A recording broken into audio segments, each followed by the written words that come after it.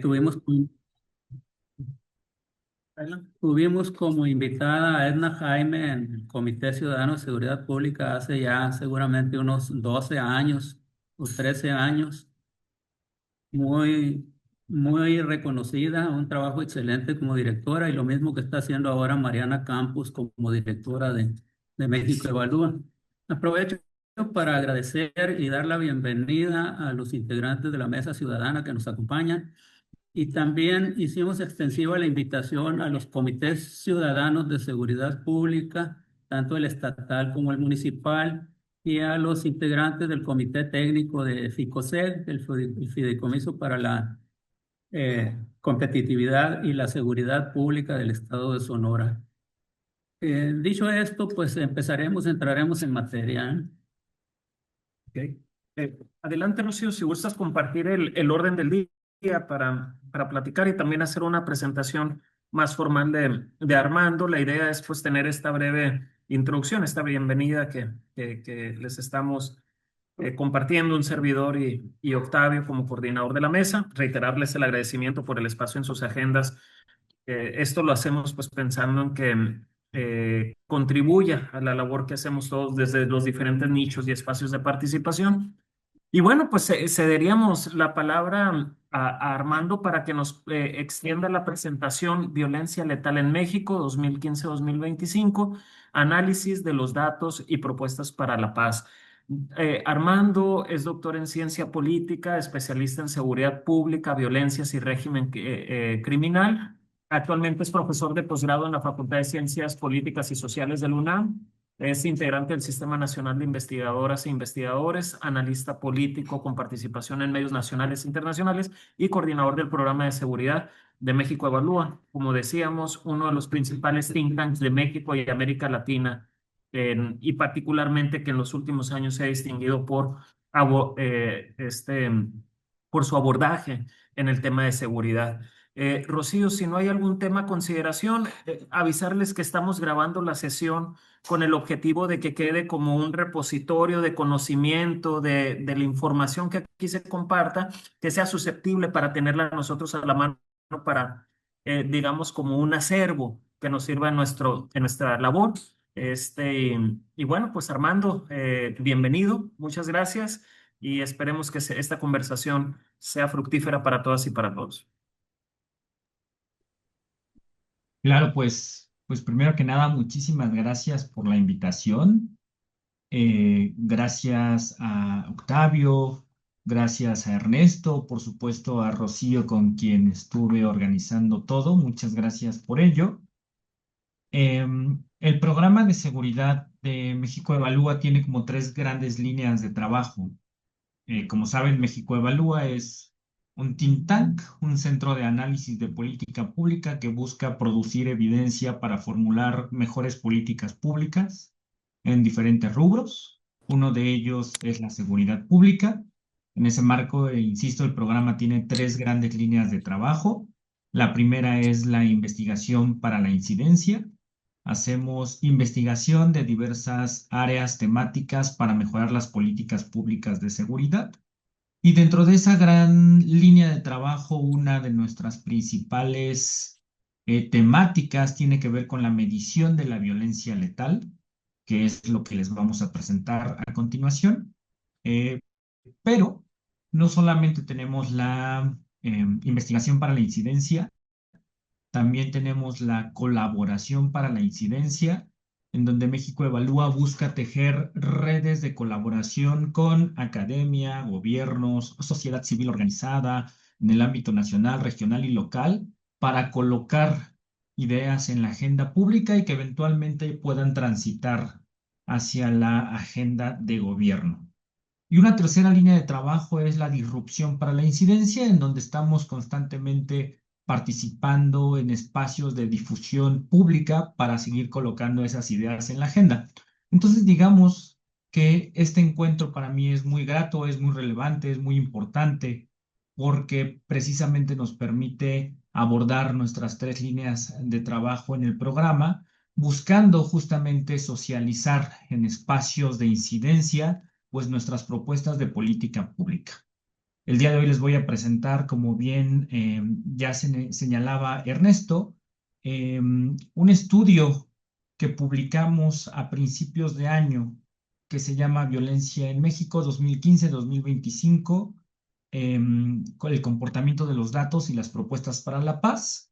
Este es un reporte anual que, digamos, culmina un primer año de trabajo, de esfuerzos que hemos estado haciendo por poner un mejor concepto de violencia letal sobre la mesa y mejores aproximaciones metodológicas para medir ese concepto.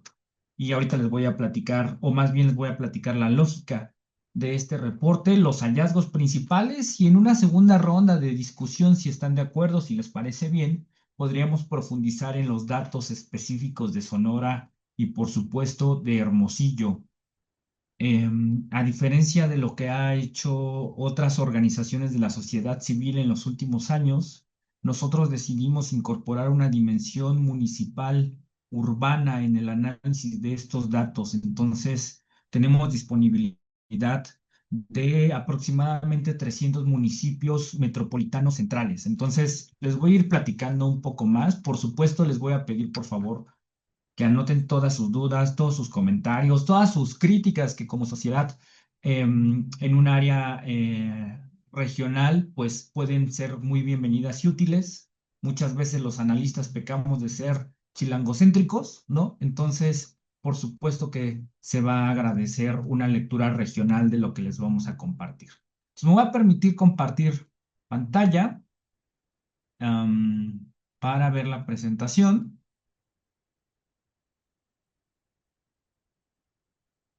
Ahora la estoy buscando. ¿Me podrían confirmar si se observa mi PDF? Increíble. Voy a cerrar estos documentos. Listo. Muy bien. Listo, ahí estamos bien. Gracias. Increíble.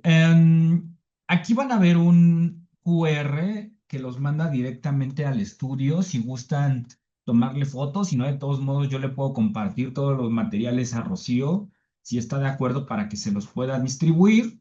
Los va a mandar directamente al reporte anual. No obstante, voy a aprovechar el comercial eh, para contarles que nosotros hacemos publicaciones mensuales de este reporte, siempre comparando eh, los datos frente al año pasado, frente al 2018 y a 2015. Ahorita les voy a contar por qué.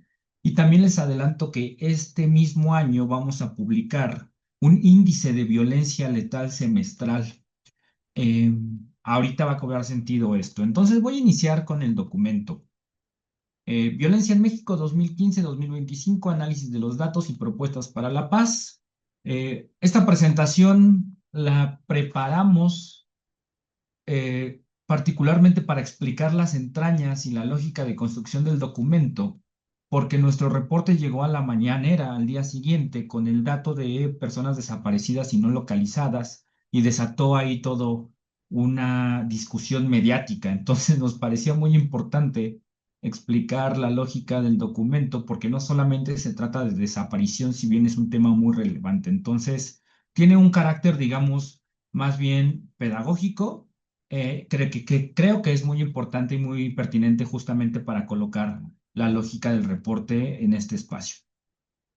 Primero, ¿en qué contexto se inserta nuestro informe? ¿Por qué a alguien tendría que importarle una nueva propuesta de medición de la violencia letal si se supone que estamos en un proceso de pacificación a nivel nacional según el comportamiento de los datos a nivel nacional? ¿No?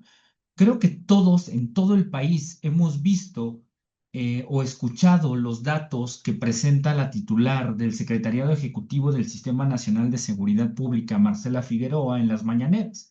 De hecho, el día de ayer, el último informe señala que el promedio diario de homicidios dolosos desde que inició la administración hasta el mes de marzo de este año había caído 41%. No, esta gráfica que yo les estoy presentando es de un periodo anterior, ya de 2026, en donde la reducción es del 42%. Más allá de eso, lo cierto es que los datos de homicidio doloso, víctimas de homicidio doloso, indican una caída del promedio diario cuando se compara el inicio de la administración frente al último mes disponible. Bueno, primero hay que entender qué es lo que se está presentando en la mañanera.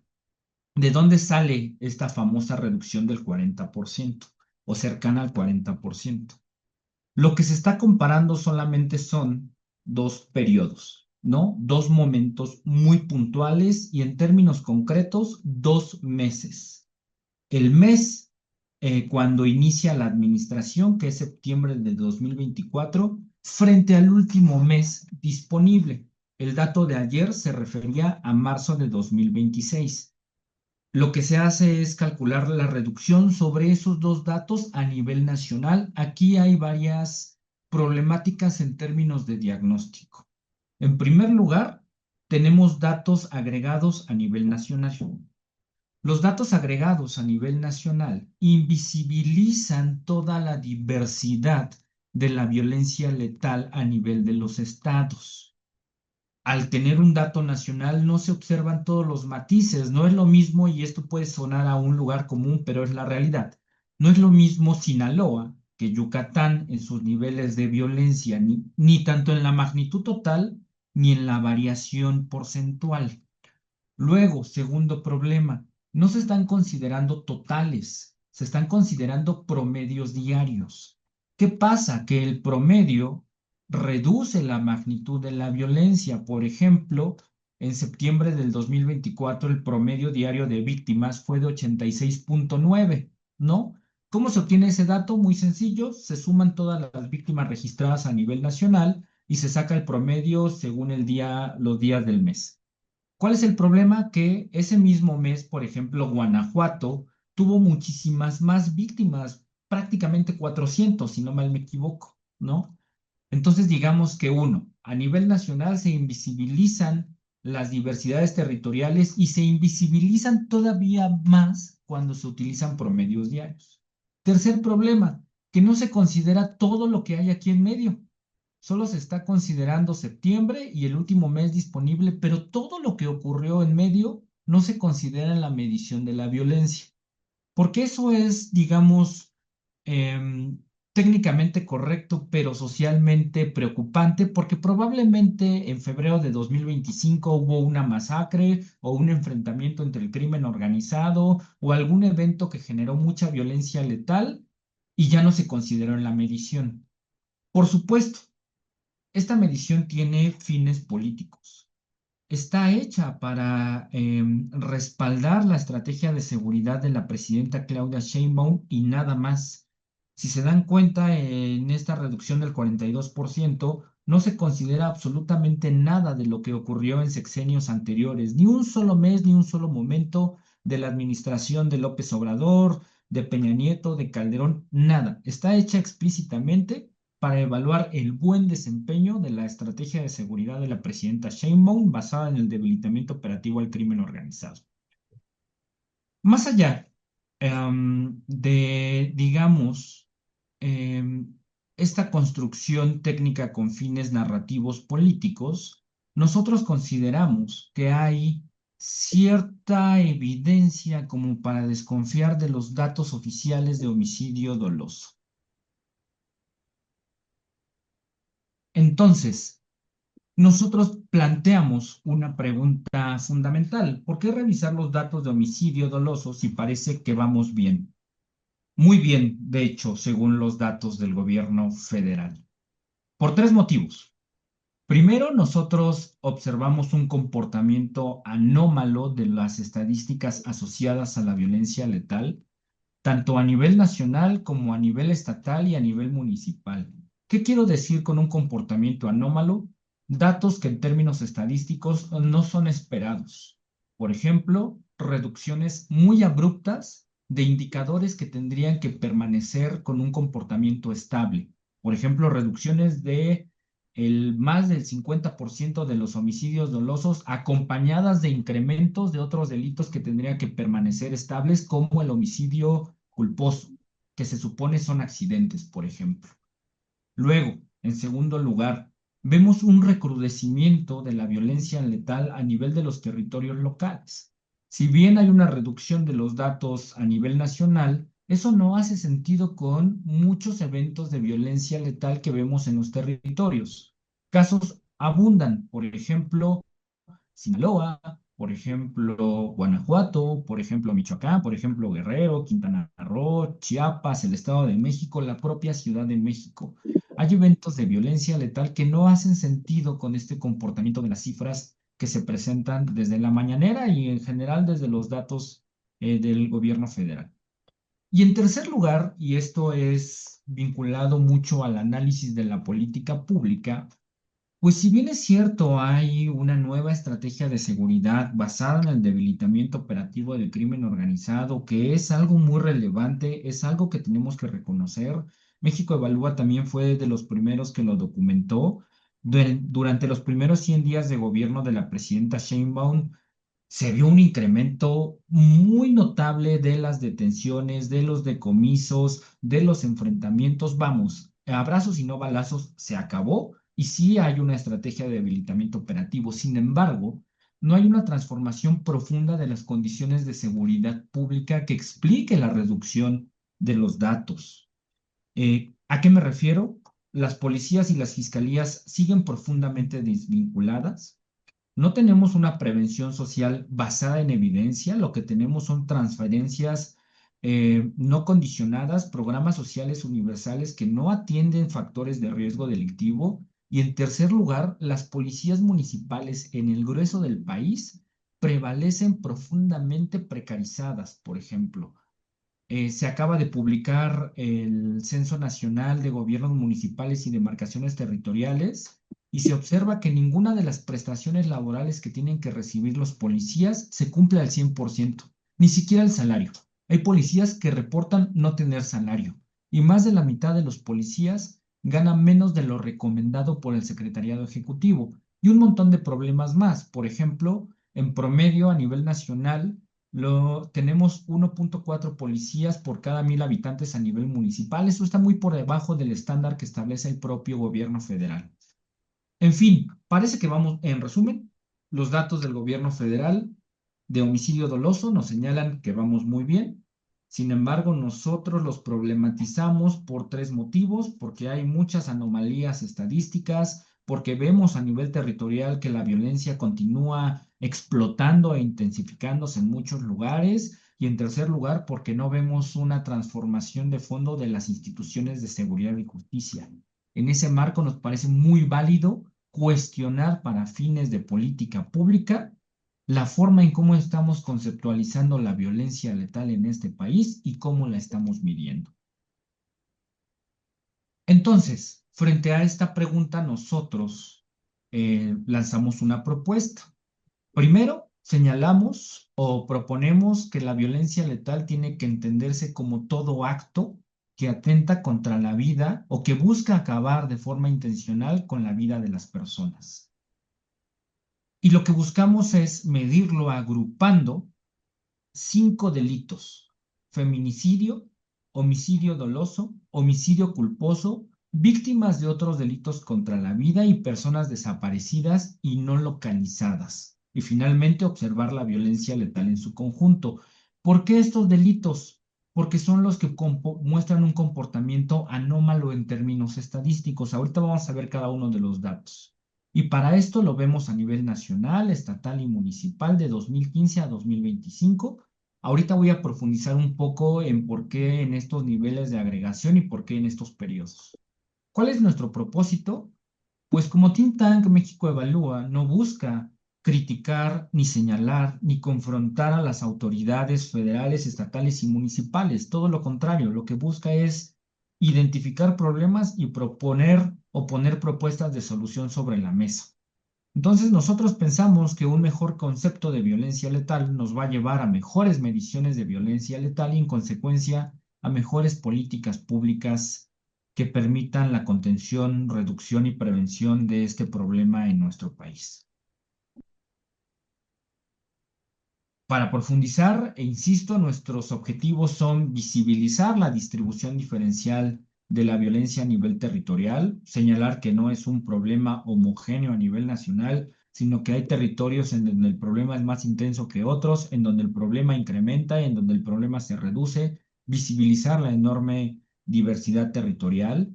Dos, conjuntar una perspectiva coyuntural y una estructural en el análisis de los datos.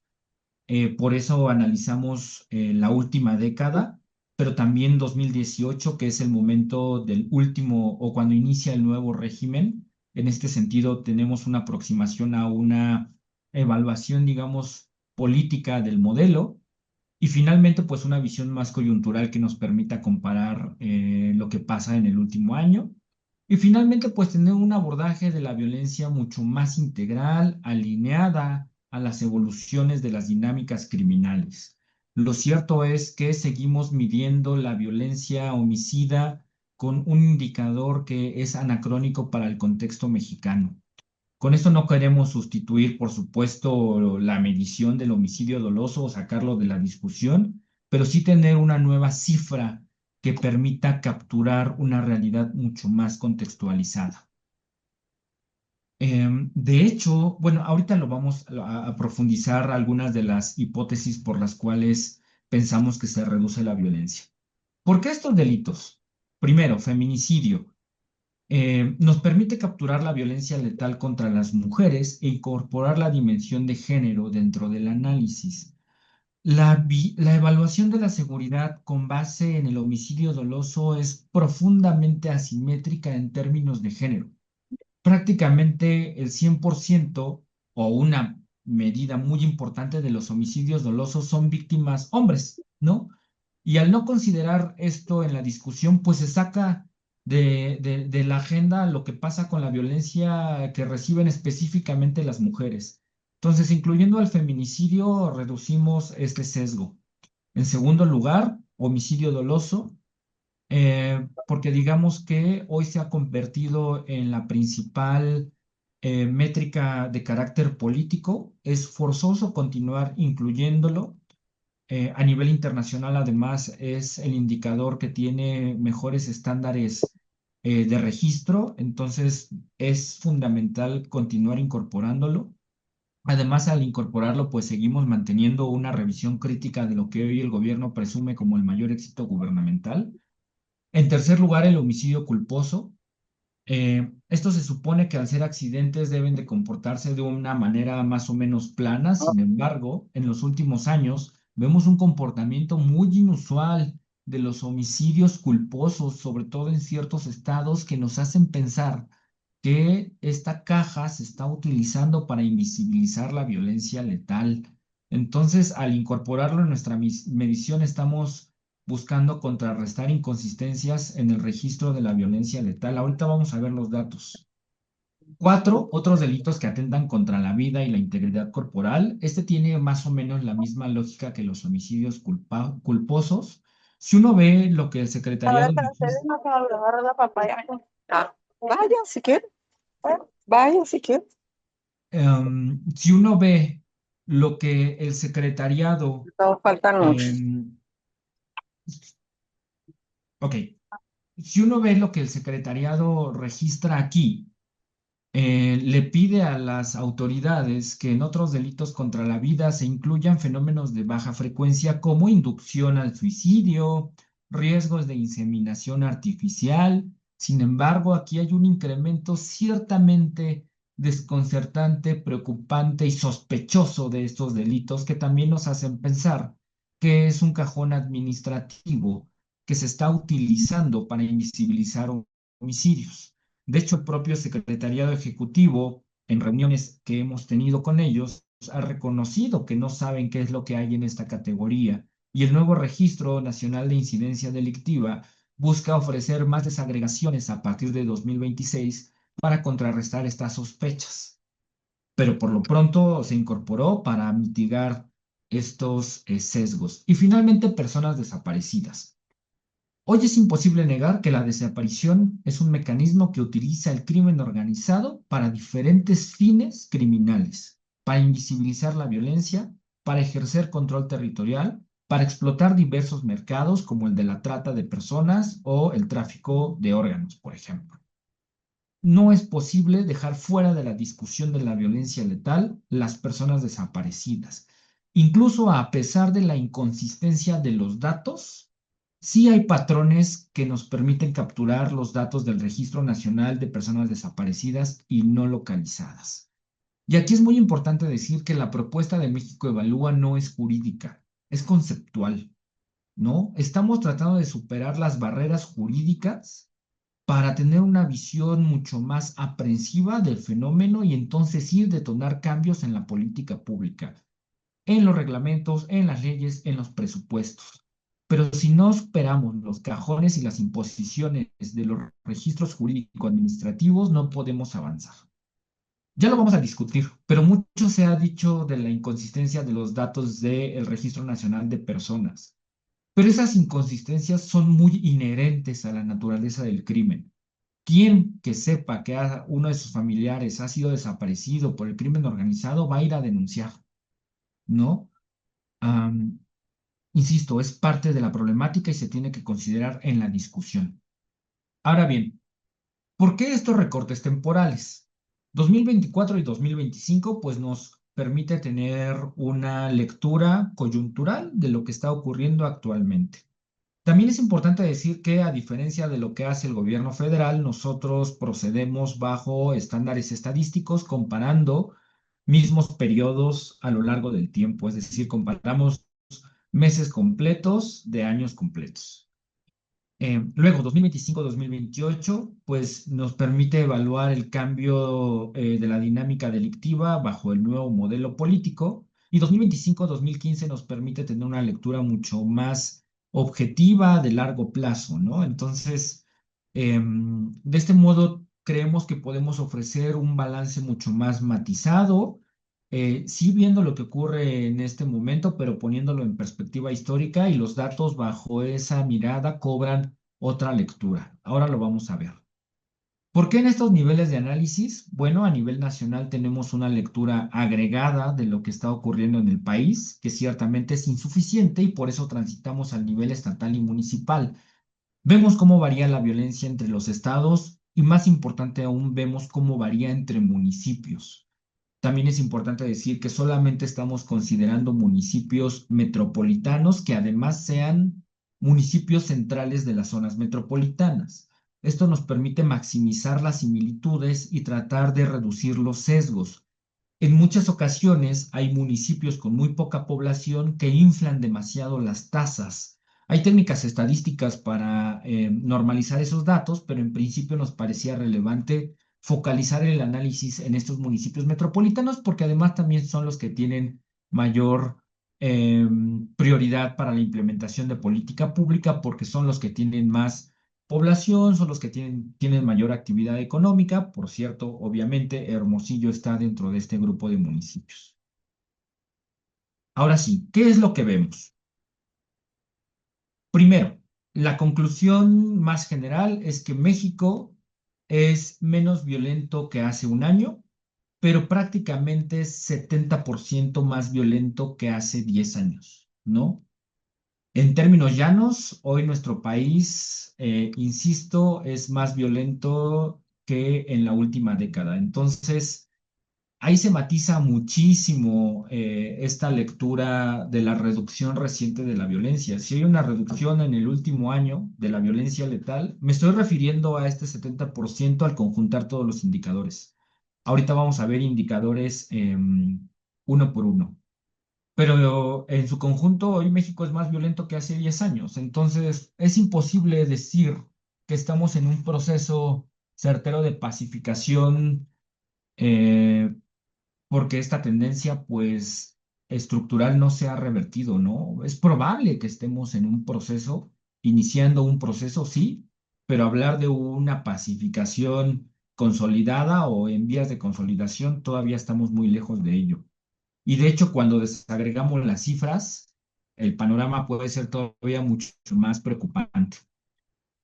Este cuadro me parece particularmente ilustrativo. Da cuenta de cómo ha cambiado la violencia por dimensión en los últimos años. Y si se dan cuenta, poniendo en esta última columna, pues hoy México es más violento en la última década en prácticamente todos los rubros. El feminicidio en los últimos 10 años incrementó prácticamente 70%, los homicidios culposos 8%, el homicidio doloso 30%, las personas desaparecidas y no localizadas incrementaron en los últimos 10 años 212%. Y más alarmante aún, estos delitos que se supone que son inducciones al suicidio, riesgos de inseminación y demás, incrementaron prácticamente 370% a nivel nacional. Así es muy difícil sostener que México está en vías de pacificación. Es probable que en el último año estemos viendo el comienzo de esto, según los datos, pero insisto, hoy México es más violento que hace 10 años. Y las cifras a nivel estatal son todavía mucho más heterogéneas.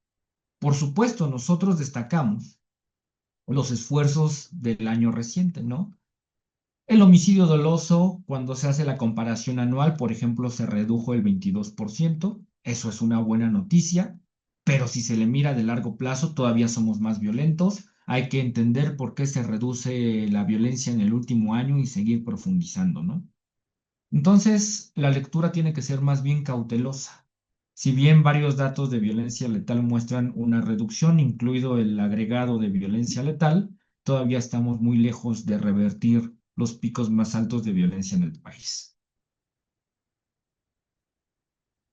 Y todavía esto se vuelve mucho más heterogéneo cuando vemos los estados. Ahorita, por supuesto, les puedo compartir la presentación, cuenten con ello. Ahorita no importa que vean los datos particulares, sino más bien los colores. ¿Qué es esto? Son las variaciones anuales en los últimos 10 años de cada uno de los indicadores por entidad federativa. Lo que me interesa que observen es que el cuadro no es completamente verde. No hay una reducción en los últimos 10 años generalizada para todas las entidades en cada uno de los rubros. Más bien el cuadro tiende a ser mayoritariamente rojo, ¿no? Entonces, en su conjunto, pareciera en términos generales que hoy las entidades federativas son más violentas que hace 10 años y en algunos casos hay indicadores francamente desbordados, ¿no? En el caso específico de Sonora, que aquí sí podemos detenernos un poco a hacer el zoom, podemos observar un comportamiento heterogéneo. En los últimos 10 años, la violencia letal en su conjunto incrementó 92%. Las personas desaparecidas y no localizadas, 168%. Los otros delitos contra la vida, 18,000% en términos de variación anual. Esa es una anomalía estadística a todas luces. ¿Qué es lo que se está registrando ahí? ¿No? Una de las finalidades de este reporte, insisto, es llamar a la rendición de cuentas. Y ciertamente, y se los cuento en corto, muchas autoridades nos buscan para decirnos, bueno, es que sí incrementaron los feminicidios por A, por B y por C. Bueno, sí incrementaron los otros delitos contra la vida por A, por B y por C. Ah, bueno, sería bueno que eso se le transmitiera al público. Los homicidios dolosos en la última década incrementaron prácticamente el 80% y vemos reducciones en la última década en Sonora de homicidio culposo y feminicidio. Esto según los datos oficiales. Entonces, insisto, lo que me interesa que vean de esta lámina solamente es que no hay una reducción generalizada en la última década, sino más bien un comportamiento tendiente al incremento. Entonces, esto ya desmonta la idea de que México está en un proceso generalizado de pacificación. No es cierto, los propios datos del gobierno federal, todos son datos oficiales, pues muestran más bien heterogeneidad. Vamos a ir comentando un poco delito por delito. Insisto, en el reporte completo van a ver puntualmente en dónde están los datos de Sonora, pero aquí solamente están los 5 estados con los datos más altos y los datos más bajos. ¿Cuál es la conclusión con el feminicidio? Uno, que el feminicidio se redujo 16% en 2024, es decir, el último año, pero incrementó prácticamente 70% desde el 2015. A nivel local, lo que vemos es que el problema se está reproduciendo en contextos locales, pues con dinámicas de violencia criminal de carácter estructural. Vean, Sinaloa es la entidad con la tasa más alta de feminicidio en 2025 y también es un territorio con severas disputas del crimen organizado. Es un problema que está necesariamente vinculado con dinámicas criminales. Pero no solo Sinaloa, también pasa con Morelos, también pasa con Chihuahua, también pasa con Tabasco, ¿no? El problema en Sinaloa es de carácter crónico. Observa un incremento desde el 2015, desde el 2018 y desde el 2024 de 145%. Y en las discusiones y en los datos que nos presentan en las conferencias matutinas, el feminicidio no existe. No está discutido, no está problematizado. El homicidio culposo, este es uno de los delitos que más llaman la atención por el comportamiento anómalo. A nivel nacional, 7.7% en la última década no suena demasiado, pero cuando se observa en las entidades federativas, sobre todo en el último año, claro que hay un problema. El caso más alarmante es Quintana Roo, que desde el 2015 registra un incremento de 137%, desde el 2018, bajo el nuevo modelo político, de 434%. Yo no sé ustedes, pero o se están duplicando los accidentes a diestra y siniestra o esa categoría es utilizada con otros fines. Pero si observan, hay un cambio a partir del 2018 en los estados con mayores niveles de homicidio culposo. Quintana Roo, Michoacán, Zacatecas y Nayarit registran incrementos muy importantes. Yo no estoy afirmando absolutamente nada, pero hasta hace unos años, Zacatecas era reconocido como el epicentro de la violencia letal en este país a raíz del conflicto entre el cártel Jalisco Nueva Generación, el cártel de Sinaloa en las fronteras, un montón de grupos locales en el centro, pero a partir de un par de años, sin mucho ruido, Zacatecas hoy es de las entidades con menores niveles de homicidio doloso. Sin embargo, ocupa los primeros lugares en personas desaparecidas, otros delitos contra la vida, homicidios culposos. Eso, por supuesto, debe llamar a la rendición de cuentas, ¿no? El homicidio doloso. Aquí lo primero que me gustaría que observen es que a diferencia de los otros indicadores, el homicidio culposo, el homicidio doloso prácticamente muestra una reducción en todos los momentos del análisis, salvo en algunos casos, ¿no? Pero generalmente se observan más colores verdes. Insisto, esta es una anomalía que nos hace sospechar en los datos. Se reducen los homicidios dolosos, pero incrementa prácticamente todo lo demás, en todos los estados. Pareciera que se ha aprendido como una herramienta política desperdigar el registro de homicidios dolosos hacia otras categorías administrativas, ¿no? Colima, Morelos, Chihuahua, Baja California, muestran reducción, a pesar de que siguen manteniendo una tasa muy alta, muestran reducciones de este problema, salvo el caso de Sinaloa, ¿no? Que sigue registrando incrementos sostenidos a lo largo del periodo. Creo que aquí también vale la pena señalar que México está acostumbrado a niveles altísimos de violencia. Yo veo color verde, pero no puedo celebrar estos datos, ¿no? A nivel internacional se ha llegado a utilizar una cifra de 11 homicidios por cada 100.000 habitantes para indicar niveles epidémicos de violencia. Bueno, Colima tiene 81.1, ¿no? Morelos 54.4. Nadie puede celebrar una reducción del 26% como un éxito cuando tu tasa se mantiene en estos niveles. Entonces, también vale la pena hacer esa distinción entre magnitud y cambio porcentual. Aquí está la gran anomalía estadística que nosotros hemos detectado. Los otros delitos contra la vida y la integridad corporal, que insisto, se supone que tienen que contener registros asociados a fenómenos de poca frecuencia como riesgos a la inseminación artificial, han incrementado 368%, ¿no? Y aquí están las anomalías más absurdas. Baja California Sur tiene un registro de 6.000% desde 2015. Guerrero tiene un incremento desde el 2015 del 3.000%. Y no solamente eso, Baja California tiene una tasa de 66.2. O sea, Baja California tiene más delitos contra la vida que homicidios, ¿no? O sea, Baja California tiene 66.2 otros delitos contra la vida por cada 100,000 habitantes que homicidios dolosos. Entonces, no solamente es el incremento porcentual, sino también la magnitud, ¿no? ¿Qué es lo que hay ahí dentro? Insisto, el propio secretariado nos dijo que no saben, ¿no? O Guanajuato tiene niveles muy superiores, muy similares de homicidio doloso a los que tiene de estos delitos. Insisto, esto es un llamado para que las autoridades abran la rendición de cuentas y nos digan qué hay dentro ahí, ¿no? Y finalmente, personas desaparecidas y no localizadas. Mucho se ha dicho acerca de la inconsistencia del Registro Nacional de Personas Desaparecidas.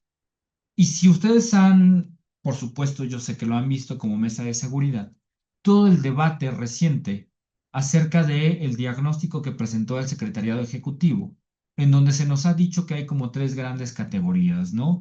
Registros con personas o registros incompletos, registros que muestran actividad posterior a la fecha de desaparición y registros sin actividad posterior. Esto ha enardecido a los colectivos de búsqueda porque pareciera que se busca desaparecer por segunda vez a los desaparecidos ahora en los registros administrativos y se ha dicho que estos datos no sirven para el análisis estadístico.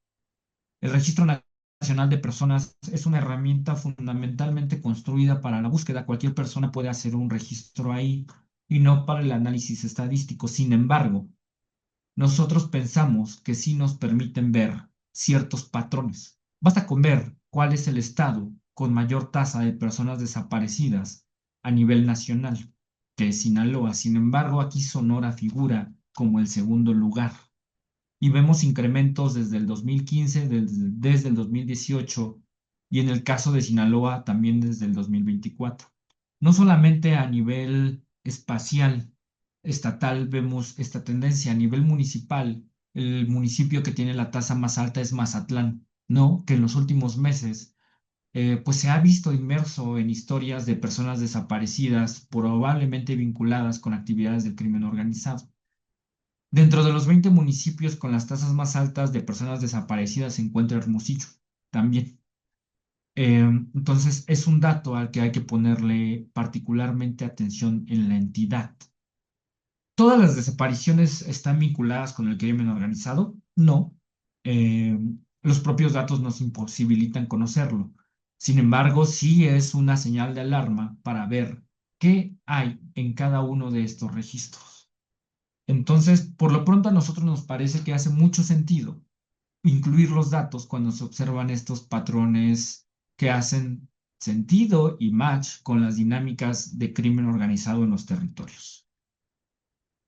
Y en su conjunto, la violencia letal pues muestra tasas francamente inverosímiles en el contexto internacional. Insisto, muchos estudios consideran que 11 por cada 100,000 habitantes da cuenta de violencia epidémica. Bueno, en México la entidad con la tasa más alta tiene 141.9 incidentes de violencia letal por cada 100,000 habitantes. Con esto nosotros queremos decir que al agrupar todos estos indicadores bajo el concepto de violencia letal, vemos que los resultados son más consistentes con la dinámica de violencia criminal que se documenta a nivel de los territorios locales, ¿no? Capta muy bien el contexto de el comportamiento de organizaciones criminales y también el desempeño institucional. Bajo nuestra métrica, Baja California, con problemas muy severos de criminalidad, no solamente o sobre todo en Tijuana, pues hace un buen match con esta propuesta, pero también el caso de Sinaloa, también el caso de Morelos, también Guanajuato, también Colima. Entonces, pensamos que esta es una herramienta conceptual que se puede traducir en principio en una mejor medición de la problemática. Como les había anticipado, vamos a transitar hacia un índice con mejor consistencia estadística, pero en principio poner sobre la mesa estos datos bajo este concepto, pues nos revela realidades que hacen mucho más sentido con lo que se ve en los territorios y que se alejan ciertamente de los datos fríos que se observan desde lo que publica el Secretariado Ejecutivo. Y finalmente, creo que es relevante comentar algunos de los usos del reporte, sobre todo en este espacio de incidencia, ¿no? Nosotros pensamos que esta nueva medición o esta propuesta de medición, pues al gobierno le ayuda para fortalecer el diseño y la evaluación de sus políticas públicas. Hoy probablemente estamos aventando dardos con los ojos vendados, procediendo únicamente con las métricas de homicidio doloso.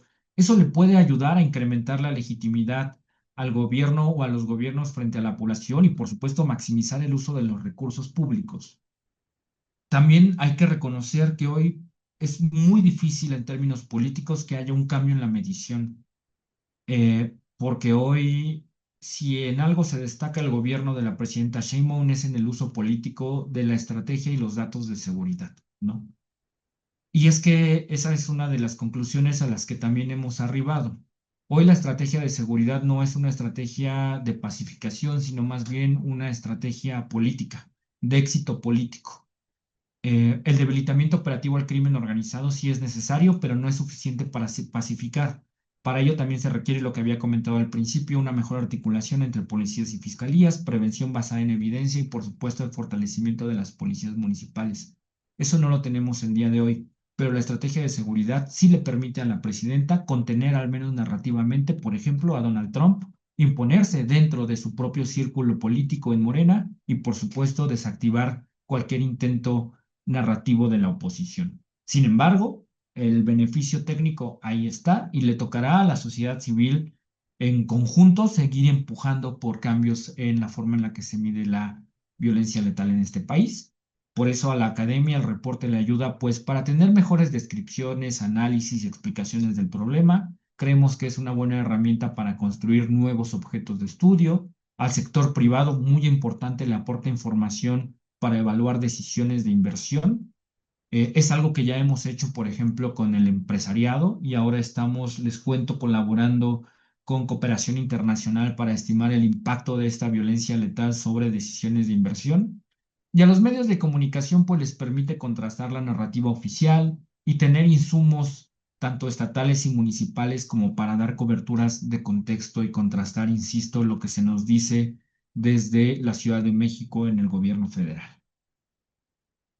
Algunas puntualizaciones sobre nuestros datos que nos parece importante. Lo que nosotros queremos es contribuir a construir paz con mejores mediciones. Reconocemos que puede haber una reducción de todos los indicadores, pero es muy necesario explicar por qué se están reduciendo estos datos y estamos convencidos de que pues una mejor medición de los problemas nos va a llevar a producir mejor evidencia y a tener procesos o detonar procesos de pacificación.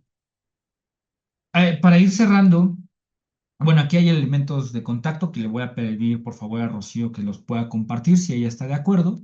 Y finalmente me gustaría cerrar con una reflexión muy breve.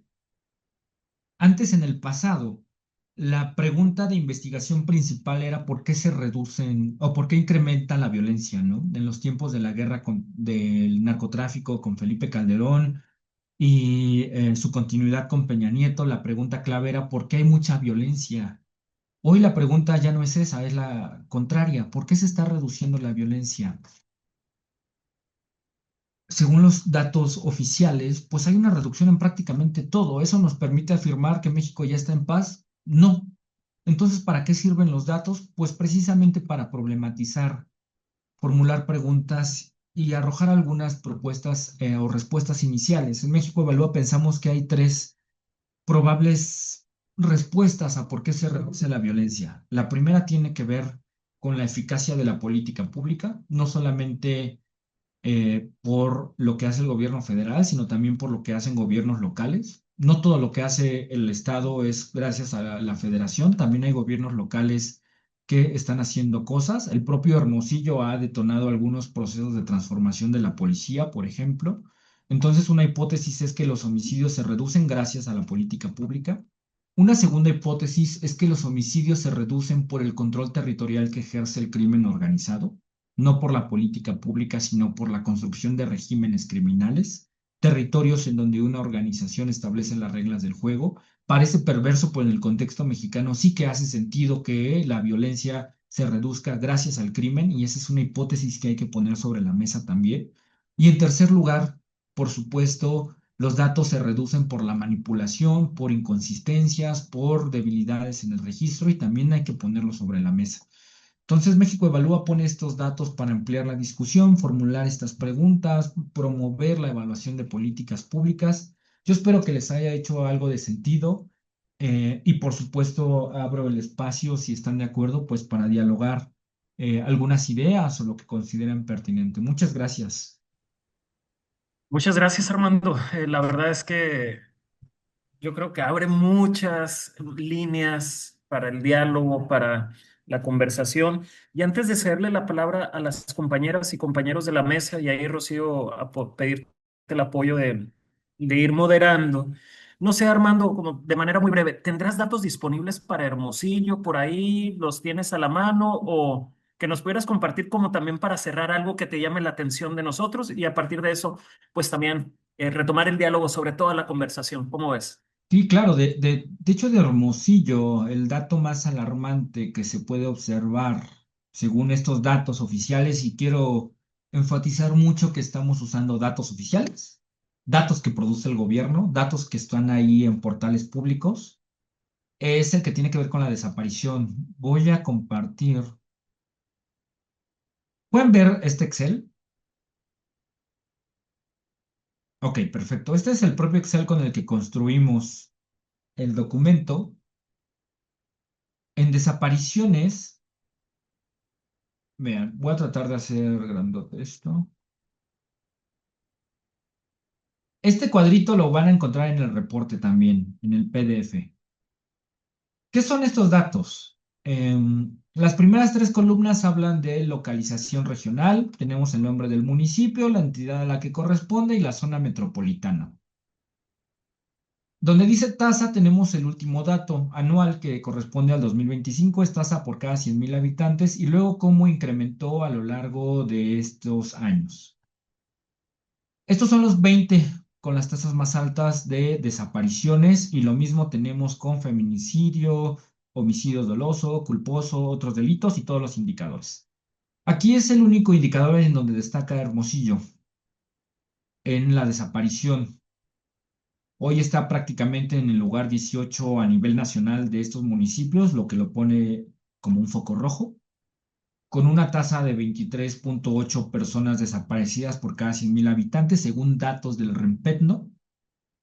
Sí hay una reducción frente al 2011, pero hay un incremento del 222% desde el 2018 y del 283% frente a 2015. Es un tema que valdría la pena atender y explicar. Y aquí están las hipótesis abiertas. E insisto, lo que hace México Evalúa no es afirmar, ni juzgar, ni llevar a la trinchera a los gobiernos, o al menos no de manera directa. Aquí es, ¿por qué se incrementan las desapariciones en Hermosillo? ¿Porque hay mejores registros? ¿Porque incrementó la confianza ciudadana para ir a denunciar? ¿Porque hay más colectivos registrando? ¿Porque es un problema que se ha intensificado o por el control y disputa de los grupos criminales? No podemos negar que en Hermosillo, junto con toda esta zona, hay un problema severo de crimen organizado, ¿no?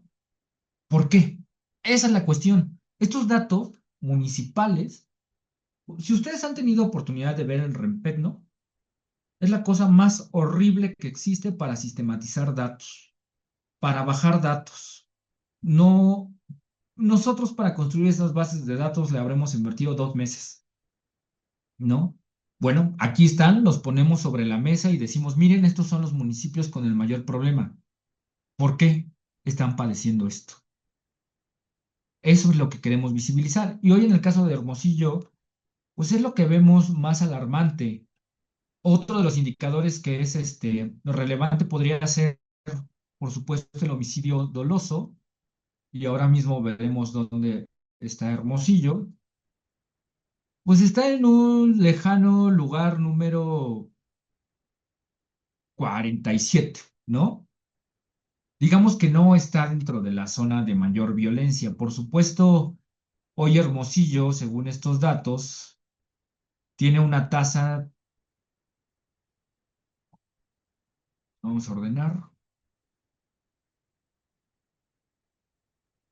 porque tal vez les estoy mintiendo. Ahora sí, ¿eh?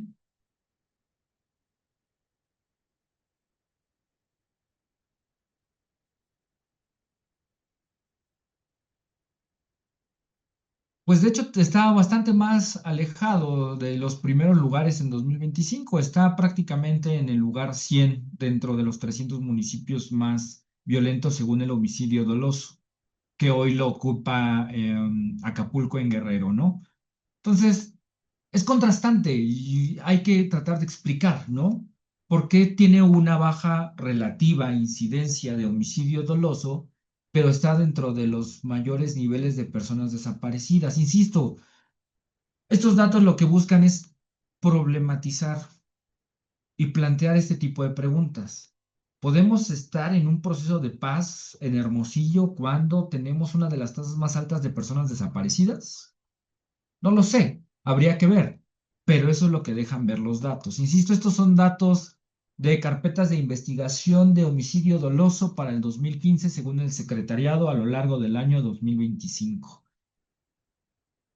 Y lo que vemos, pues, es pues, prácticamente una reducción en los últimos años si comparamos frente al resto del periodo. Entonces, ese es el principal foco en términos estadísticos que vemos en el municipio. Y creo que vale la pena profundizar esta magnitud, ¿no? Esto sería lo que yo les puedo compartir más adelante, si ustedes están de acuerdo, una ficha con los datos solo de Hermosillo para que se distribuya, lo podemos hacer con todo gusto, es parte de nuestro trabajo de incidencia y que sirva para la discusión que ustedes tienen con autoridades empresariales, comunidades, eso es algo que podemos hacer con mucho gusto. Ahí está, doctor. Armando, quisiera ver si nos puedes precisar todos los delitos que se incluyen en otros delitos que atentan contra la vida de las personas y si hay información desagregada de esos delitos. El propósito de invitarte a que nos compartieras la información de México Evalúa, pues es que los miembros de la mesa de seguridad y los comités tengamos más información y desarrollemos más conocimiento de la incidencia y de la información que tiene que ver con los delitos, inclusive para que cuando interactuemos con la autoridad tengamos más contextualizado el fenómeno y tengamos más información y estemos mejor preparados para hacerlo. Entonces, ese es uno de los propósitos principales y no sé si nos puedes ayudar precisándonos más porque como que ahí está muy revuelto el, el, el cajón ese, ¿no? No tenemos con precisión qué es lo que está incluido y si hay información desagregada. Claro que sí, Octavio, con mucho gusto y la conclusión es que está muy revuelto. Em, la titular del secretariado ejecutivo nos dijo que ella no sabe, o el secretariado no sabe qué ponen ahí las fiscalías directamente. No obstante, em, existe una norma técnica, y aquí viene lo preocupante, que estoy abriendo en estos momentos.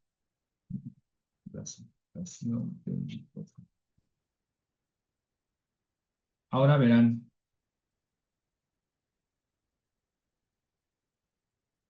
Permítanme que lo estoy abriendo.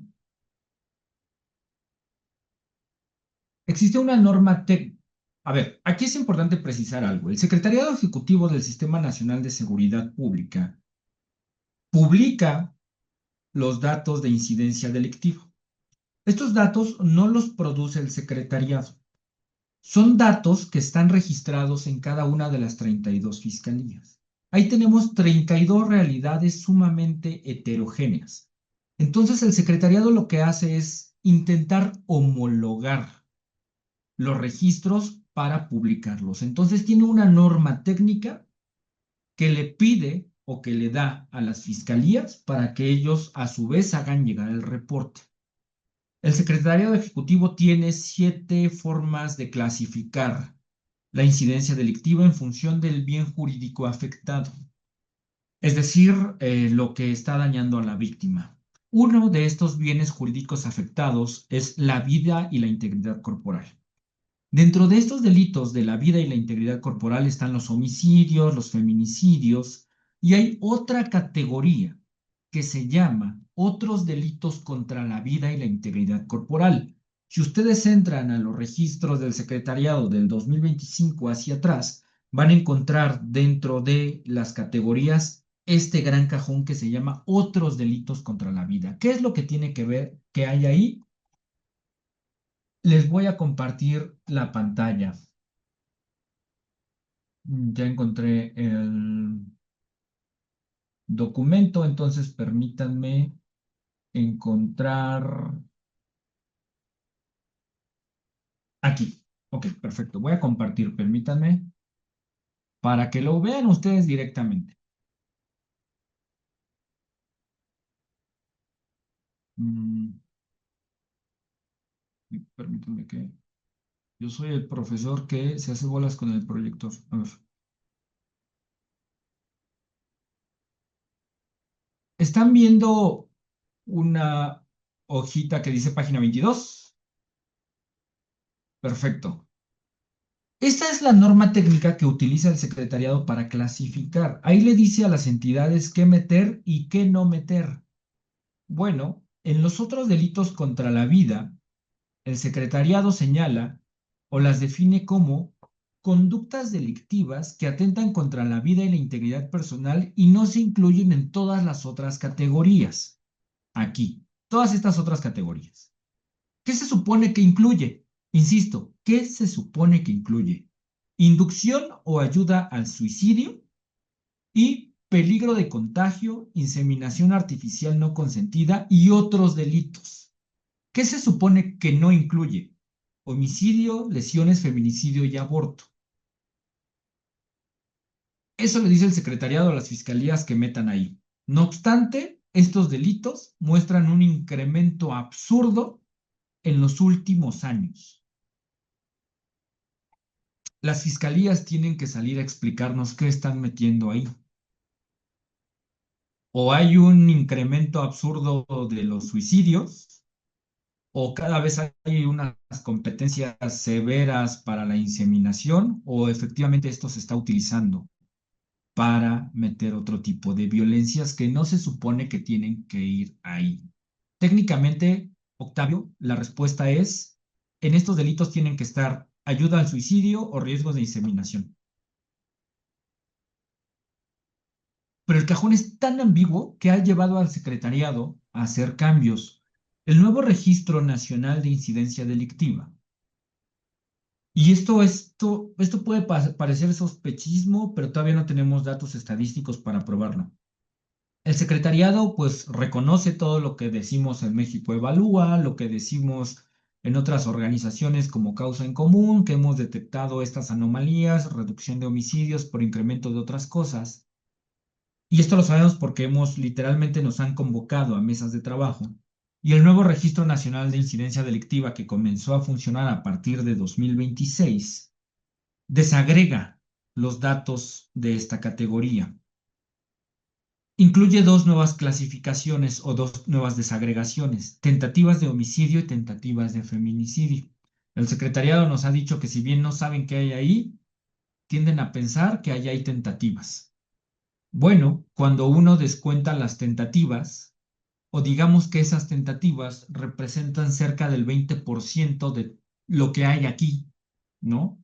Me explico, en 2026, si uno agarra los otros delitos contra la vida, tenemos el 100% y un 20-25% corresponde a tentativas. Es decir, todavía hay un 75% que no sabemos qué hay ahí. Entonces, ¿qué creo que es lo que es conveniente de organizaciones o organismos como ustedes que vayan con estos cambios porcentuales a las mesas de trabajo para pedirle a fiscalías que expliquen qué están metiendo ahí?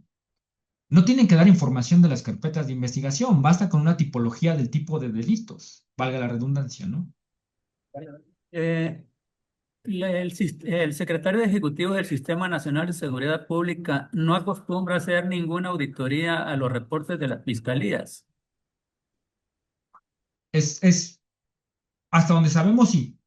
Lo que hace, o al menos lo que nos comentaron, y ahí también tengo que decir que ha habido hermetismo, y particularmente yo le comenté al personal encargado de la estadística que sería increíble que nos dejaran hacer dos cosas. Uno, desarrollar criterios de auditoría y dos, ver cómo se aplican. Entonces, básicamente lo que nos han comentado es que si hay una depuración o una supervisión de datos, que cuando ven anomalías le piden que chequen, pero nada más. El gran problema es que el secretariado ejecutivo no tiene grandes atribuciones, no tiene dientes, no puede mandatar, básicamente recopila. Entonces, digamos que sí hay una gran área gris en los estados en donde se pueden hacer cosas a nivel fiscalía. Y en corto yo también se los cuento.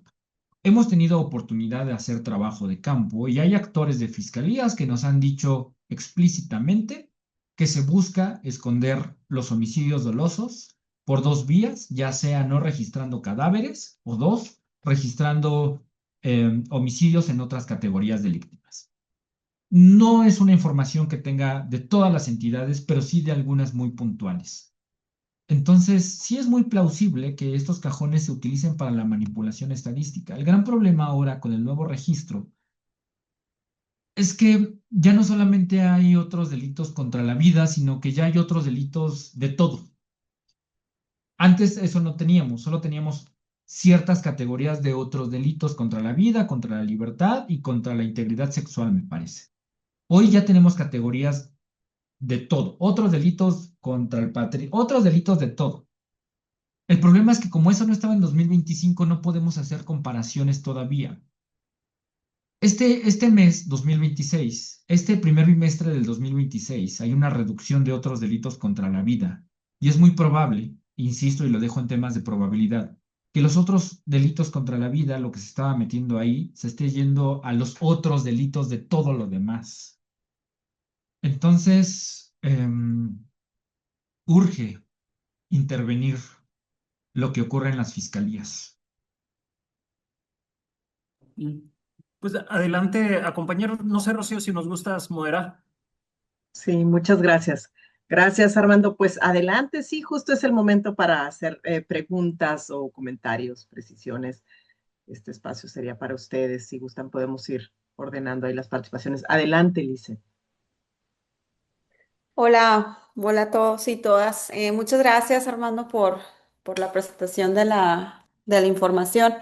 Pues para mí como académica es especialmente relevante, ¿no? Yo tengo 4 años estudiando precisamente el fenómeno del feminicidio en interconexión con la desaparición aquí en Sonora. Y justamente te iba a preguntar, bueno, lo que ya nos hablaste un poco. Como porque aquí en Sonora es curioso el patrón, por lo menos 2024-2025, que nos han presentado no reducción de homicidios, pero aumento de desapariciones, ¿no? Y bueno, ya lo veo más notorio también en Hermosillo. Y ese pues es una ahí relación importante de poner el ojo, ¿no? Aquí bueno, algo que yo he como identificado ya dilucidando un poquito más estos datos que nos das aquí en Sonora, por ejemplo, en los datos de feminicidio, que si bien los datos oficiales nos dan como en ciertos años reducciones, ¿no? Un patrón interesante aquí en las fiscalías es que, por ejemplo, hay como un patrón de invisibilización de que los casos de las mujeres donde no se conoce la identidad de la mujer o el perpetrador, aunque haya causales muy notorias como violencia sexual, pues no se clasifican como feminicidios, ¿no? Entonces supongo que estos han de ser patrones que se reproducen como a nivel nacional. Aquí en Sonora, pues están como o los hemos logrado como documentar, ¿no? Muy, muy claramente. Pero yo quisiera preguntarte si este fenómeno de la reducción de homicidios y aumento de desapariciones, está se ve en los estados, pues que presentan digamos, aumento inusual, ¿no? De desapariciones o si los casos son como muy específicos, ¿no? ¿Tú, Rocío, tomamos varias o prefieres que vaya respondiendo? ¿Habría otra pregunta? Si hubiera otra, sí podemos encadenar tres, por ejemplo, para dar respuesta. ¿Alguien más quisiera participar? Adelante, Armando, si gustas. Perfecto. Eh, tu nombre dice Del. Hola, soy Lisette, Lisette. Lisette. Ok, Lisette. Muchas gracias por la pregunta. Es bien interesante y es un patrón generalizado. Yo no sé si sea de invisibilización explícita, creo que ahí se revelan más bien muchas carencias. Creo que puede haber un componente, por supuesto, político, pero creo que hay muchas carencias institucionales al abordar el feminicidio. Yo te comparto lo que nos dijo un fiscal. Cuando nosotros hicimos un reporte mensual, salió un incremento absurdo o muy importante del feminicidio y nos buscó para aclarar el dato. Y nos dijo que en ese estado sí se clasifican de manera adecuada los feminicidios, por eso se ve el incremento, y que en su conocimiento y su sugerencia, que es algo que nosotros ya también habíamos visto, lo que había que hacer era separar, el secretariado lo permite, los datos de homicidio por hombre y mujer, ¿no? Mi sugerencia es, y esto también es una de las resistencias, lo que quiero decir, y lo que quiero decir con esto, es que cuando nosotros desagregamos por sexo los homicidios dolosos y los asesinatos de mujeres, los sumamos a feminicidios, ahí las tendencias sí cambian. Y mi sugerencia para la investigación académica es que no nos quedemos, también para sociedad civil, por supuesto, es que sí superemos como los registros jurídico-administrativos. Han vuelto, en mi opinión, una trampa, espacios para el ocultamiento, espacios para la triquiñuela fiscal, y tratar de agrupar bajo criterios conceptuales. O sea, yo lo que haría yo no hablaría de feminicidio en estricto sentido jurídico, sino tal vez de violencia específica contra la mujer. Y yo ahí colapsaría en una sola medida feminicidio y homicidios de mujeres, ¿no? Y señalar cómo el problema, cuando se observa bajo esa óptica, que si es algo que hemos visto, la tendencia todavía se incrementa más. Eh, pero para ser muy puntual con tu pregunta, más allá de las sugerencias estas, es que sí vemos este patrón de que probablemente feminicidios se van a la categoría de homicidio doloso. Me parece que sí hay un componente político, pero creo que revela todavía muchísimas carencias en la capacidad para identificar y clasificar adecuadamente feminicidios. Es otra suerte de violencia institucional contra la mujer, el no profesionalizar, capacitar, dignificar a estas autoridades, es otra suerte de violencia institucional, ¿no? Gracias, Armando. Eh, un comentario, pregunta de Cintia Carpio. Adelante, Cintia. Hola, pues muchas felicidades y gracias a Hermosillo Cómo Vamos por acercarnos con México Evalúa. Yo quisiera hacer una pregunta más que nada relacionada con la primera parte donde se hablaba sobre una problemática a nivel nacional que tiene que ver con el fortalecimiento, la falta de fortalecimiento a las policías municipales, que no forma como parte de la estrategia de seguridad de la administración actual. Entonces, saber, o sea, digo, esto va más allá de los datos, pero conocer si ustedes como think tank han identificado casos de éxito, pese a que los presupuestos a nivel nacional a lo mejor no sean los adecuados o los que se requieren para el fortalecimiento de la policía municipal, conocer si tienen registro de algún caso de éxito a nivel municipal y a nivel estatal en este sentido. Les compartí, muchas gracias, Cintia, por tu pregunta. Les compartí un link ahí en el chat que da directamente a un micrositio que se llama Policía Desprotegida. A diferencia de violencia y pacificación en Policía Desprotegida, sí hemos hecho ya un trabajo mucho más explicativo y de propuesta de política pública. Violencia y pacificación, que es lo que les platiqué hoy, es como la primer fase de romper el paradigma de medición y sacudir los conceptos, ¿no? Y Policía Desprotegida ya está mucho más maduro y ya hemos hecho diagnósticos a profundidad y propuestas de política pública. En ese micrositio van a encontrar diagnósticos del problema, casos de éxito y propuestas de política pública.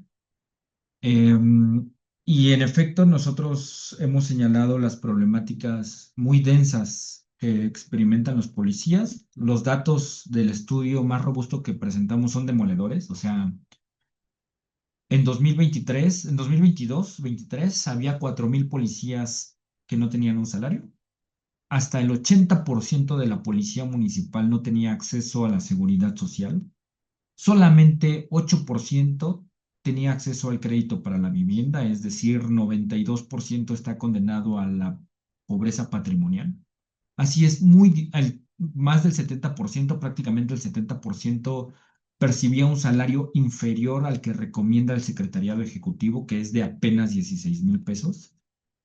Así es muy difícil que la policía municipal se convierta en el primer dique de contención. Deja tú frente al crimen organizado, frente a la criminalidad cotidiana y el problema realmente perverso. Hoy todos los recursos federales, la atención mediática, la agenda de política pública está en las Fuerzas Armadas, pero las Fuerzas Armadas solamente se encargan del 1% de las puestas a disposición en este país.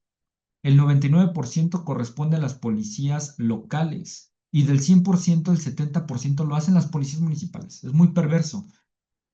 Casos de éxito de los 2,460 municipios de este país, nosotros hemos identificado muy pocos casos de éxito.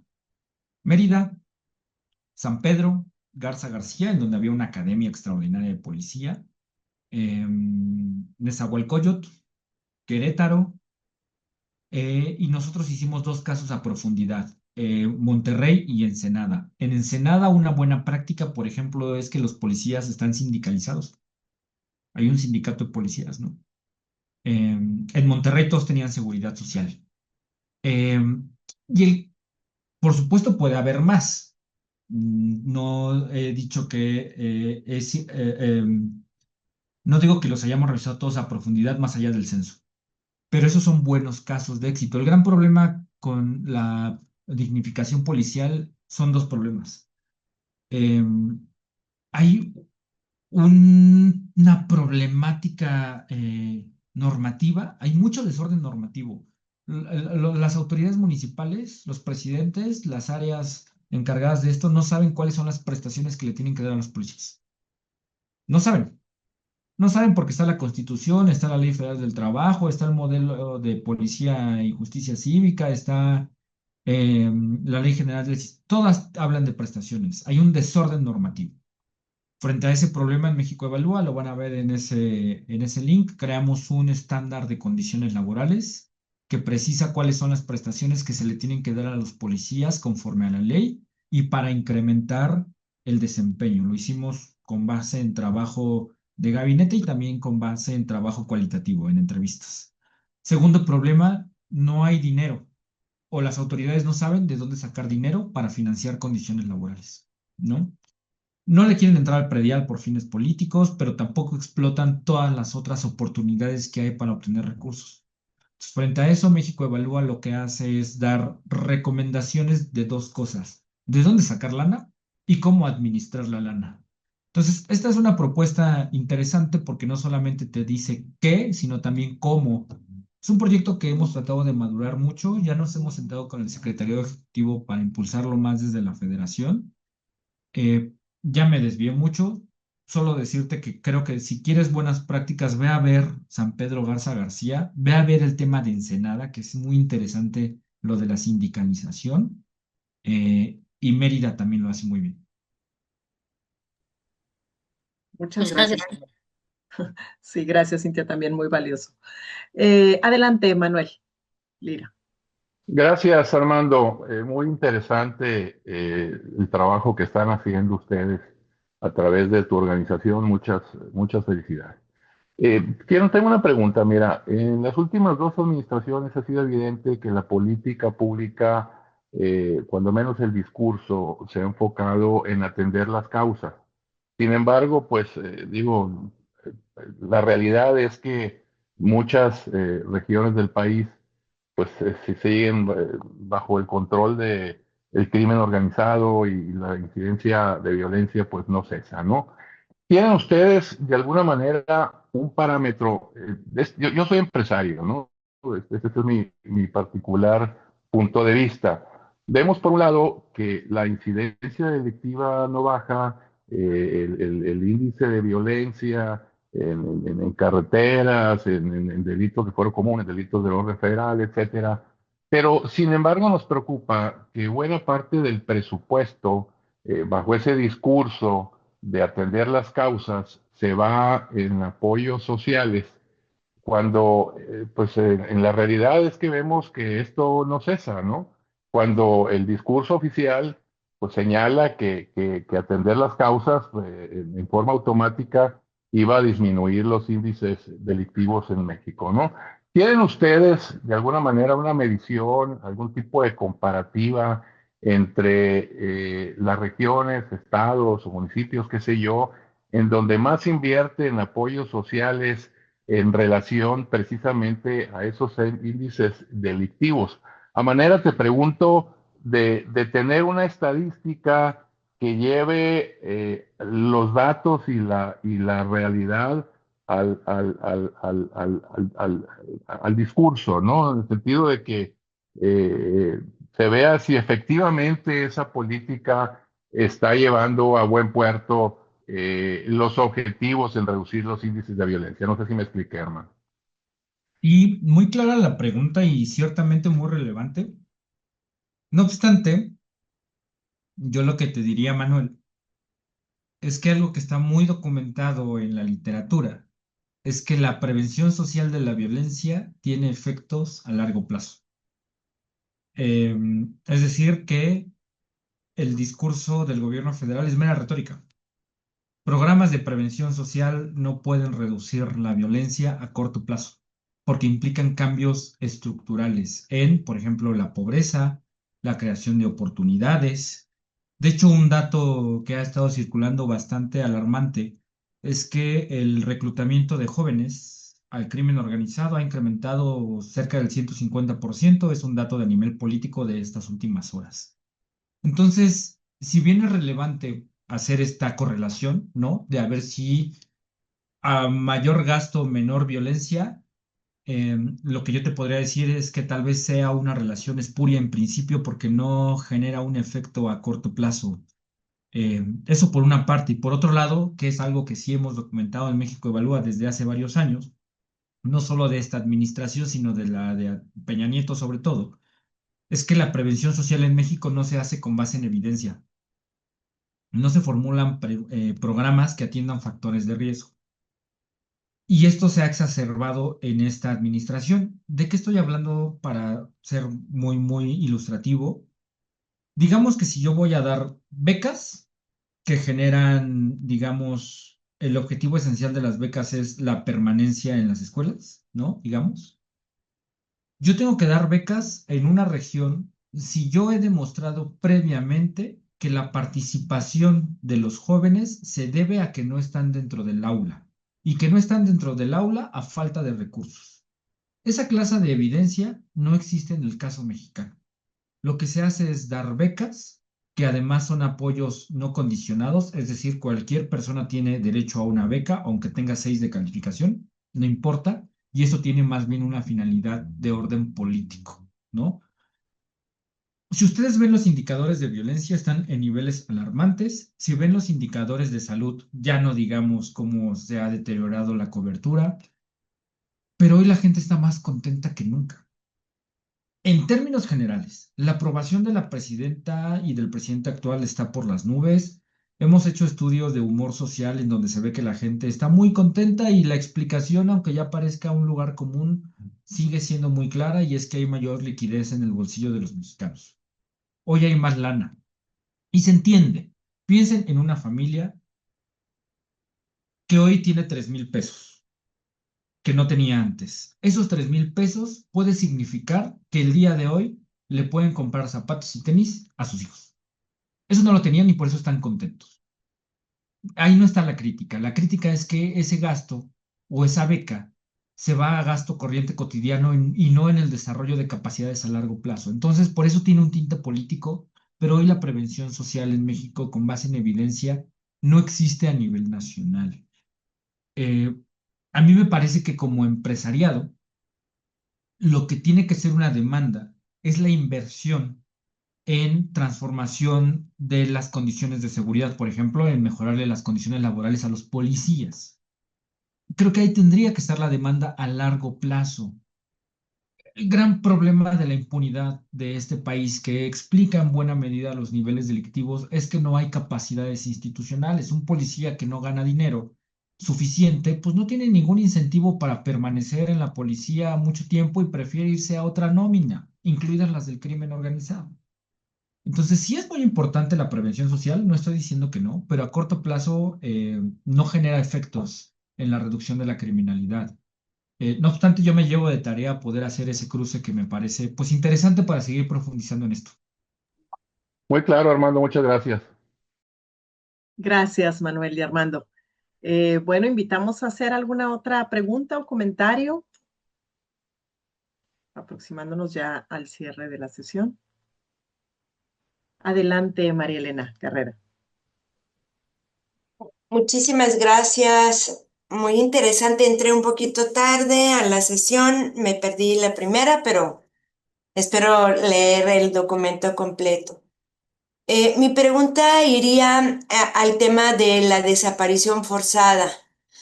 Si ya hay algo que sepas, Armando, alguna iniciativa de ley para que se tipifique el delito, porque tengo entendido que no está contemplado como tal en el Código Nacional, Penal Nacional. Y por otro lado también, si dentro de la desaparición forzada también, ah, también ya al tipificarse, se pudiera también ya tener como el rumbo para todos aquellos jóvenes que han sido detenidos y que últimamente ha aparecido en medios de comunicación. Son detenidos cometiendo delitos, pero lo primero que dicen sus familias es que estaban desaparecidos de la familia y que nunca los buscaron. Entonces, no es lo mismo cometer delitos porque tú estás haciendo esa actividad delictiva que estés forzada a hacerlas. Y también en eso ya se puede avanzar en términos de documentos de propuesta legislativa como para poder distinguir ahí cuántos delitos se cometen por propia decisión a estar forzado a cometer. Gracias.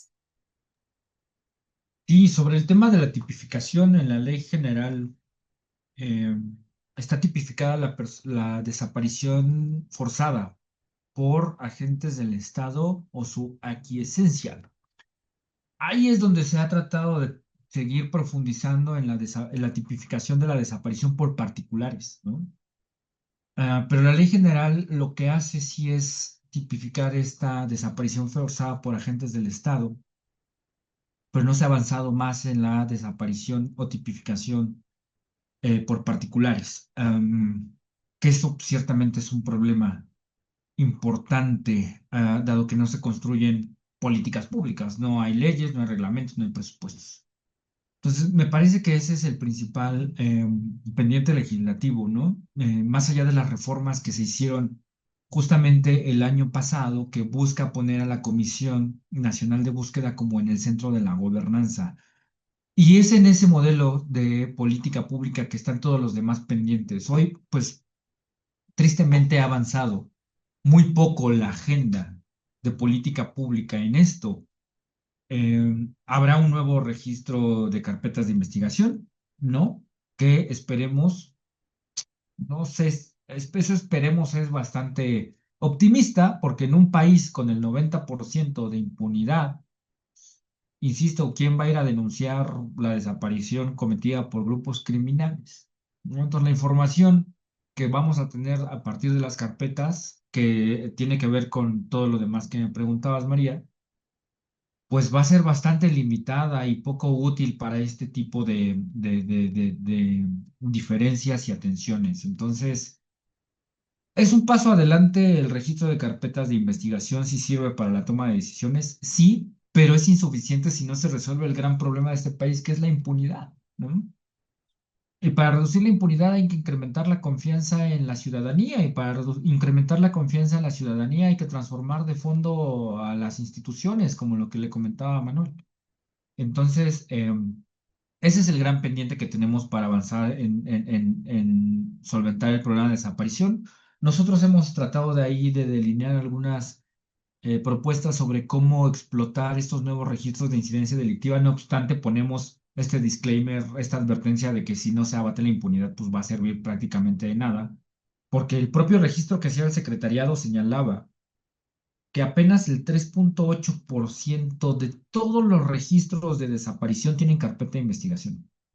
Es decir, 3% de cerca de 132,000 carpetas aproximadamente, si no me equivoco, tienen carpeta de investigación. Pues, eso no es nada del registro, ¿no? No te va a dar ningún patrón.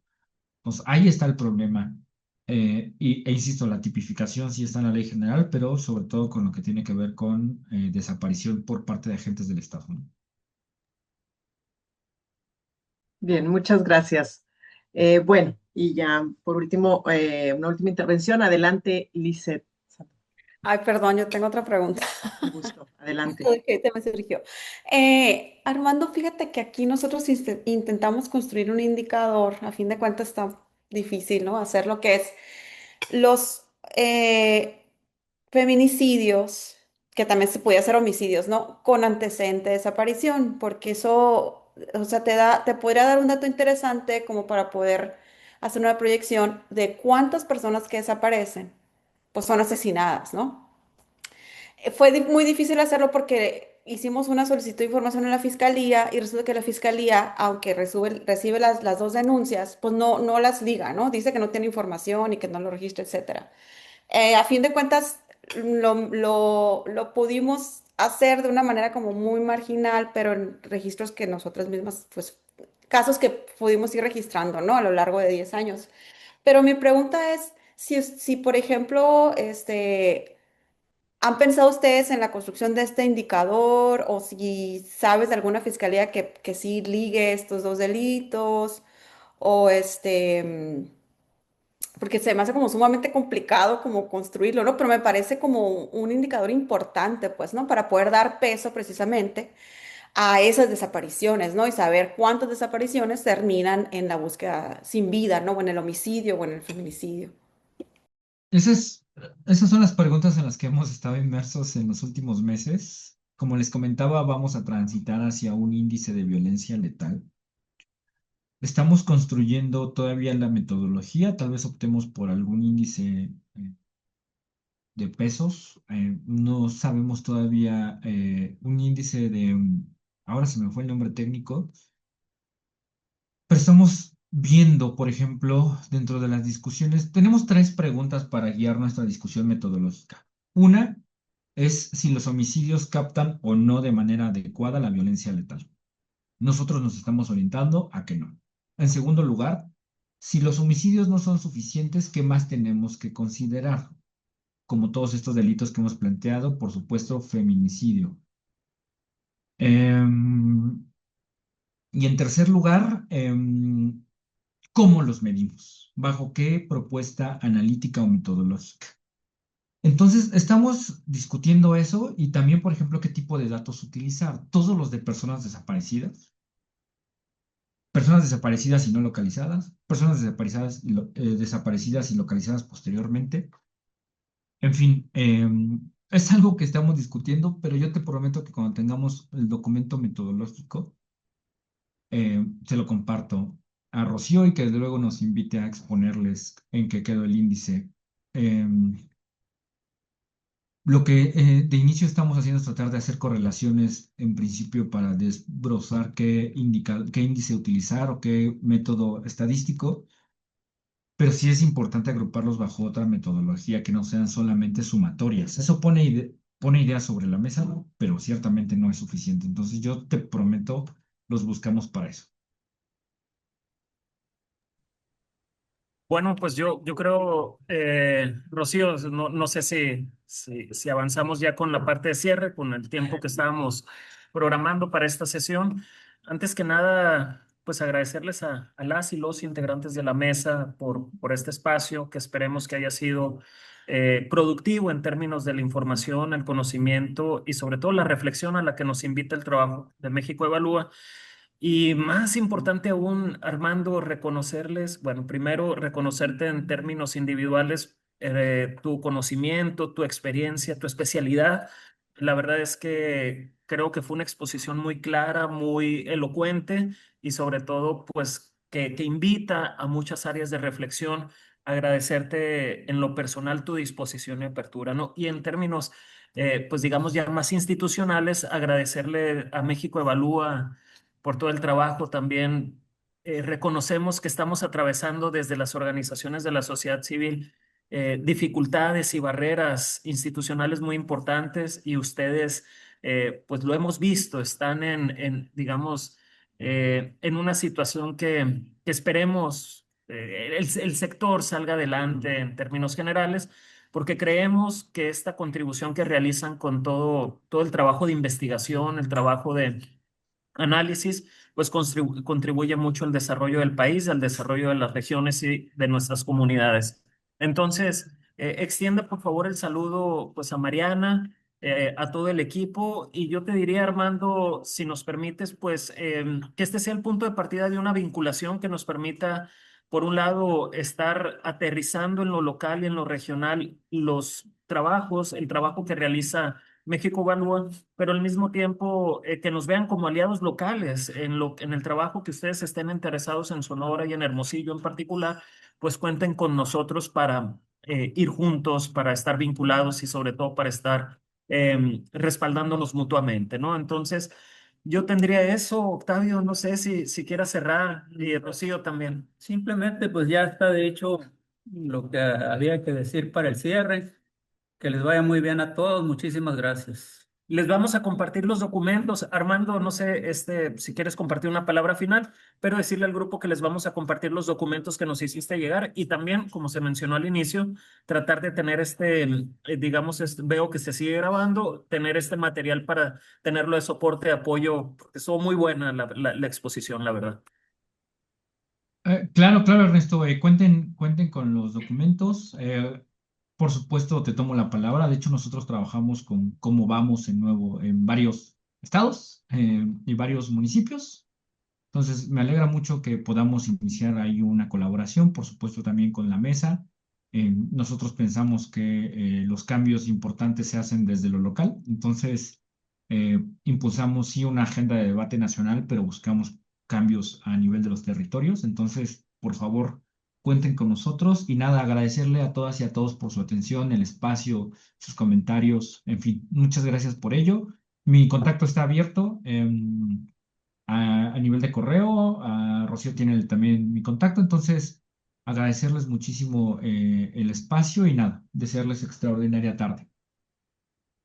Muchísimas gracias a todos. Voy a tomar una foto. Los que puedan abrir su pantalla, pues buenísimo. Entonces, a la de